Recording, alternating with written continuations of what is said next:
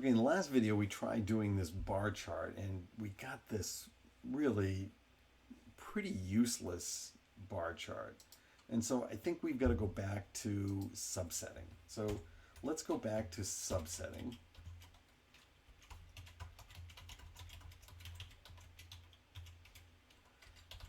And just get the brands that sold, I don't know, I mean, do we care about a brand that only sold 5 bottles? How about one of brands that sold over 5,000 bottles?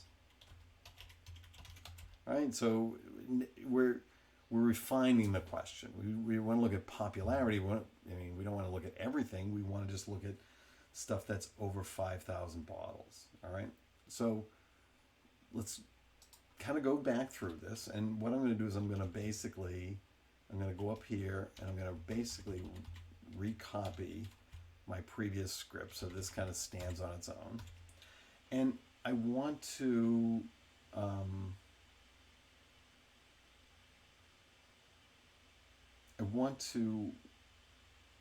think I've got, yeah.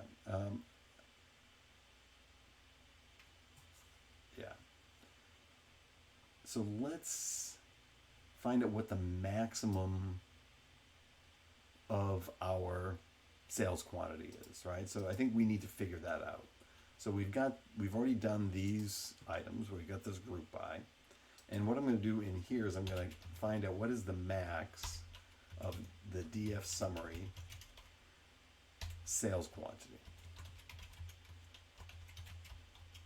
So I'm doing a little bit of diagnostics on my data set. So I'm going to run that.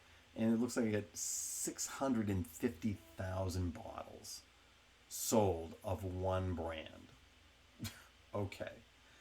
So let's subset this, right? Maybe 5,000 bottles is not the right one. Maybe we need to do it 150,000. Sold 150,000 bottles. If I've got some stuff in here that's over 600, almost 650,000 bottles.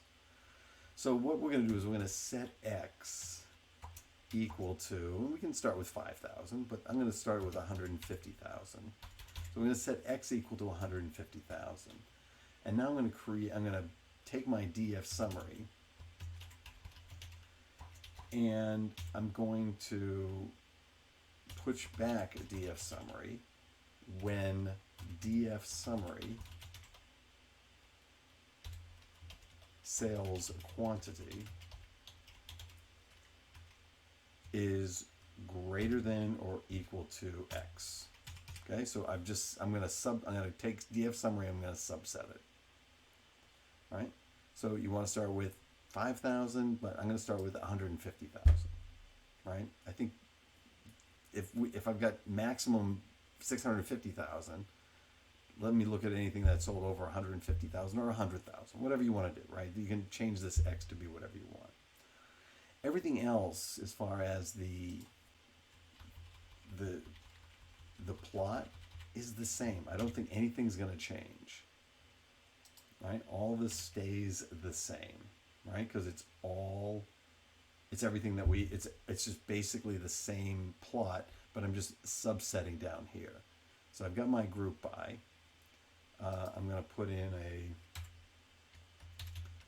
cell here, and I'm going to run this bar chart again, but now I've subsetted DF summary to be anything greater than X. So we're taking sales quantity, anything greater than X, which is 150,000. It's going to give me a bar chart. So let's run this. Okay, so it gave me a bunch of stuff in here, but I don't really want every single brand number in there. So I really need to change my tick marks here a little bit, right? So let's change the tick marks. And so I've got, this is good. Let's, under here, let's combine or summarize our tick marks here a little bit. Let's see if this works. So in here I'm going to put in DF summary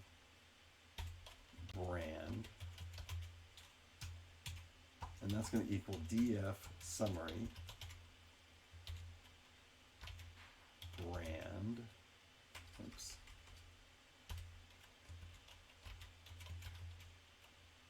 And then we're going to apply, we're going to make it a string.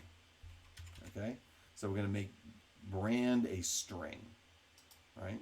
So let me make sure I've got my,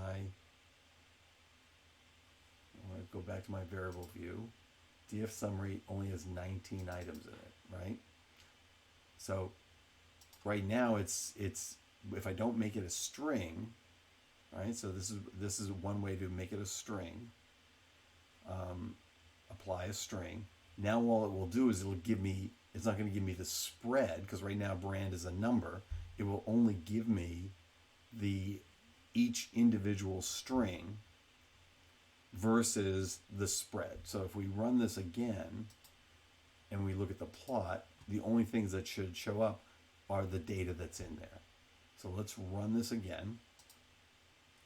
And now what I've got is I've got only the, because it's only giving me the strings, only giving me the brands that matter, right? Because before it was giving me from 0 to whatever. And it was giving me all of these, all the numbers in between. And I really only want this to be showing up as a string. So that's one of the things you may have to do. We have to take, in this particular case, brand was formatted as a number. Now we wanted to change it to a string. All right, so play with all these different things, change the color. You can put in color in here. So if I wanted to, edge color is white, I can put in color equals green, right? I can make the edge color yellow, right? And I can rerun this and see the green and the yellow, right? So you can make the line width bigger if you want. So you want to make this, 1.7. You can run that, get a feel for it. Is that what you want? A little bit more definition. All of this stuff, kind of play with it. But the thing that we did here that was probably the game changer was taking brand, which was a number, and making it a string, and then putting the strings along the x-axis. We are still not getting what I want here for my y-axis, and I'll mess around with that and see if I can figure out why that's not happening. There's got to be a reason for it, and I don't have that right off the top of my head, but I'll figure that out.